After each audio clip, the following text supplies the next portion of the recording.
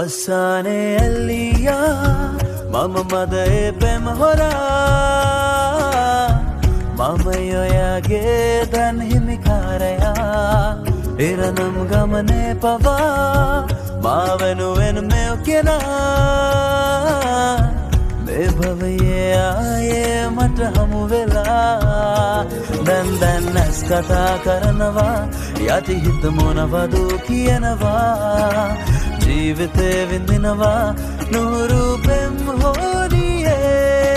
ඉඳන් හෝ ගැවසෙනා හුස්මන් පවා සිහි කළේ ඔබමයි සදා මෙව්වේම මං ඔයා වෙනුවෙන්